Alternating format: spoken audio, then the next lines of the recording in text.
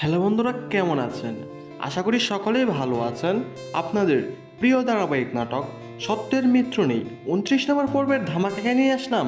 Already কিন্তু সত্যের মিত্র নেই ধারাবাহিক নাটকের 28 নম্বর পর্বটি প্রকাশিত হয়ে গেছে।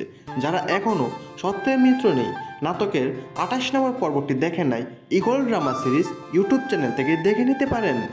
আর সত্যের মিত্র নেই 29 নম্বর পর্বটি কবে প্রকাশিত হবে এবং 29 নম্বর পর্বে কী ঘটতে চলেছে আর কি করলে 29 নম্বর পর্বটি সবার আগে দেখতে পারবেন তা জানানো হবে আমাদের এই ছোট্ট একটি ভিডিওতে।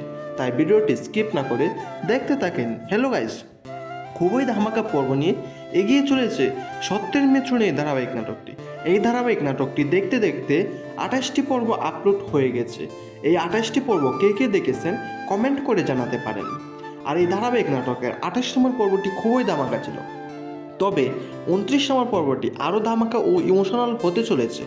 হ্যালো গাইস, সালাউদ্দিনের আব্বা অসুস্থ হওয়ার পর সালাউদ্দিন ও আমিনা তার আব্বার সাথে দেখা করতে চায়, কিন্তু সালাউদ্দিনের সৎ মা দেখা করতে দেয় না।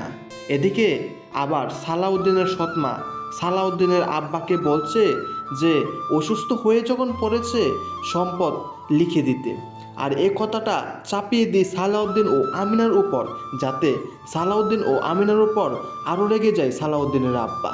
সালাউদ্দিনের সৎমা সালাউদ্দিনের আব্বাকে এসব মিথ্যা কথা বলে সালাউদ্দিন ও আমিনাকে বাড়ি থেকে দূরে সরে রেখেছে। আর এদিকে সালাউদ্দিন যে ওষুধটা খেয়েছিল আমিনা দেখে ফেলেছে। আর এই ধামাকা পর্বটি দেখতে পারবেন আগামী 29 নম্বর পর্বে। আর এই 29 নম্বর পর্বটি কবে প্রকাশিত হবে তা জানার আগে আমাদের চ্যানেলটি যারা এখনও সাবস্ক্রাইব করেননি, সাবস্ক্রাইব করে বেল আইকনটি বাজিয়ে রাখতে পারেন যেন পরবর্তী আপডেট ভিডিওটা সবার আগে দেখতে পারবেন। আর কি করলে আপনারা এই 29 নম্বর পর্বটি সবার আগে দেখতে পারবেন?